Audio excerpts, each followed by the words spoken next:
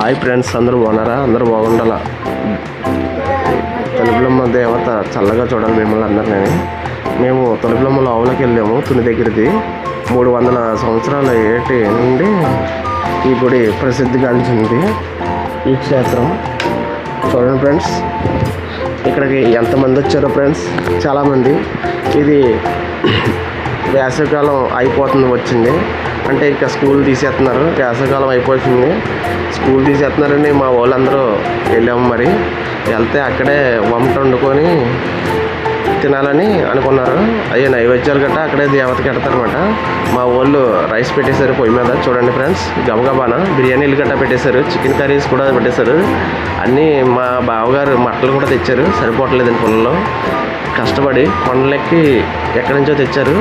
చూడండి ఫ్రెండ్స్, ఇంత మా వాళ్ళు గబగబా వండేశారు. మరి ఇంకా అన్నీ సిద్ధం చేసేసారు.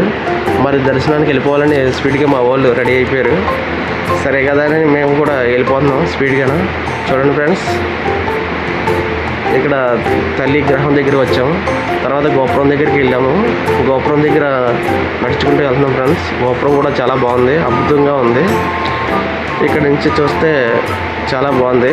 కొండల మధ్యలో కట్టారు. అది కొండల మధ్యలో కట్టిన వల్ల ఆ ప్రకృతి చాలా అందంగా ఉంటుంది. ఆ గుడి కొండపైన కాకుండా కొండ మధ్యలో కొట్టారు. గోపురం చాలా బాగుంది. గుడి కూడా చాలా బాగుంది. తల్లి కూడా చాలా బాగుంది. చూసి కొద్ది చూడాలనిపిస్తుంది. మీరు కూడా తప్పకుండా వెళ్ళాలి ఫ్రెండ్స్. కోరుకున్న కోరికలన్నీ నెరవేరుతాయి ఫ్రెండ్స్. అందరికీ నెరవేరుతున్నాయంట. జనాలు అందరూ తండాలుగా వెళ్తున్నారు. మా పిన్ని బాబాయి అలసిపోయారు. అక్కడ దాకా దూరం వచ్చి అక్కడ నించున్నారు. చూడండి ఫ్రెండ్స్, అంత దూరం ఎత్తిన తర్వాత ఇంకా అలసిపోయారు అన్నమాట. సరే కదా అని లోనకి దర్శనానికి వెళ్ళాం. తల్లి దర్శనం సూపర్ ఉంది, అలంకరణ కూడా సూపర్ ఉంది. సరే ఫ్రెండ్స్, బాయ్.